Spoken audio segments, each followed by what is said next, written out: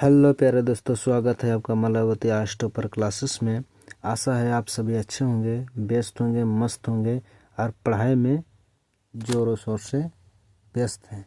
ठीक है, चलिए आपको मैं कक्षा 12वीं का विषय इतिहास पाठ दूसरा राजा, किसान और नगर पाठ का आपको एमसीक्यू सवाल कराने जा रहा हूँ, जो इस पाठ से वेरी इम्पोर्टेंट या वेरी इम्पोर्टेंट सवाल होने वाला है।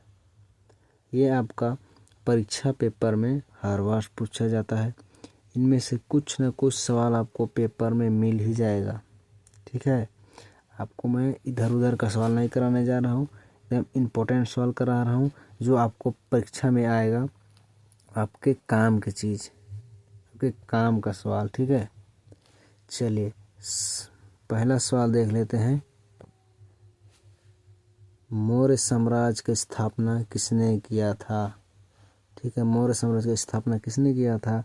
तो ऑप्शन नंबर आपका हो जाएगा सी। ऑप्शन नंबर सी हो जाएगा चंद्रगुप्त मौर्य। ठीक है, चंद्रगुप्त मौर्य मौर्य साम्राज्य का स्थापना करने वाले प्रथम व्यक्ति थे। ठीक है, चलिए अगला सवाल देखिए। अगला सवाल है अर्थशास्त्र किसकी रचना है? ठीक है, अर्थशास्त्र किसकी रचना है? इसका सही आंसर हो जाएगा आपका कौटिल्य। ठीक है, कौटिल्य ने अर्थशास्त्र की रचना की है। चलिए अगला सवाल देखिए। अगला सवाल ये है, अशोक का प्रसिद्ध युद्ध कौन सा था? प्रसिद्ध युद्ध मतलब सबसे प्रचलित युद्ध कौन सा था, या सबसे जानने वाला युद्ध कौन सा था? इसका सही आंसर हो जाएगा आपका ऑप्शन नंबर ए, कलिंग युद्ध। ठीक है, चलिए अगला सवाल देखते हैं।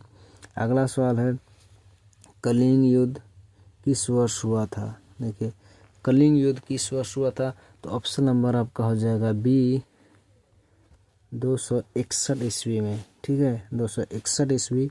चलिए अब अगला सवाल चलते हैं। अगला सवाल क्या कहता है?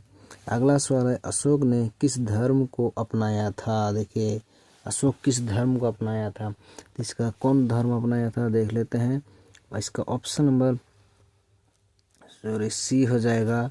ऑप्शन नंबर सी, बौद्ध धर्म को। ठीक है, बौद्ध धर्म को। चलिए अगला सवाल देखते हैं। अगला सवाल है, इंडिका नामक ग्रंथ किसने लिखा था? इंडिका नामक ग्रंथ किसने लिखा था? इसका सही आंसर आपका हो जाएगा ऑप्शन नंबर ए होगा मेगास्थनीज। ठीक है, चलिए नेक्स्ट सवाल देखते हैं। नेक्स्ट सवाल, अगला सवाल है, मौर्य साम्राज्य की राजधानी कहाँ थी? देखिए, मौर्य साम्राज्य का राजधानी पूछा है। ठीक है, मौर्य साम्राज्य की राजधानी कहाँ थी? तो ऑप्शन नंबर आपका सी हो जाएगा पाटलिपुत्र। पाटलिपुत्र। चलिए नेक्स्ट सवाल, धर्म महामात्र का क्या कार्य था? देखिए, धर्म महामात्र का क्या कार्य था? इसका ऑप्शन नंबर बी हो जाएगा आपका धर्म प्रचार। ठीक है, धर्म प्रचार। चलिए अगला सवाल देखते हैं। अगला सवाल है, अशोक के अभिलेख किस लिपि में लिखा गया था? ठीक है, अशोक का अभिलेख किस लिपि में लिखा गया था? इसका आपका सही आंसर हो जाएगा ऑप्शन नंबर बी, ब्राह्मी लिपि में। ठीक है, ब्राह्मी लिपि में अशोक का अभिलेख लिखा गया था। चलिए अगला सवाल देखिए।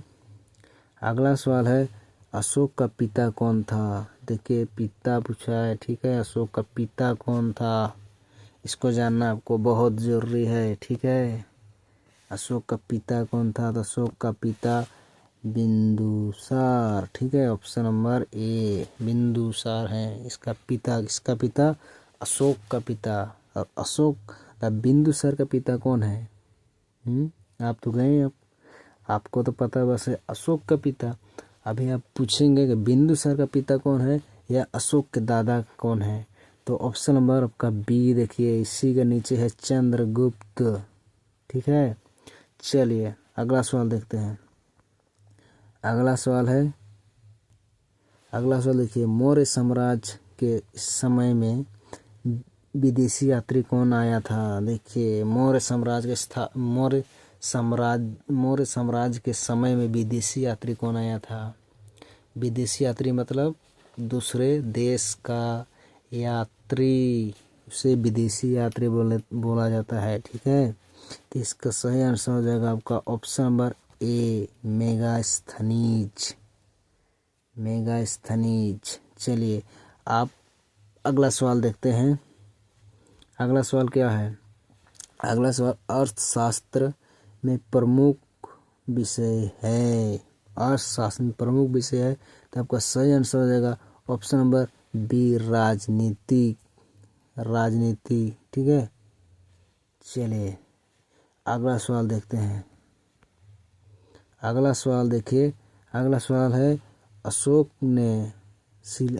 के शिलालेख किस माध्यम पर अंकित है। अशोक का शिलालेख किस माध्यम पर अंकित है।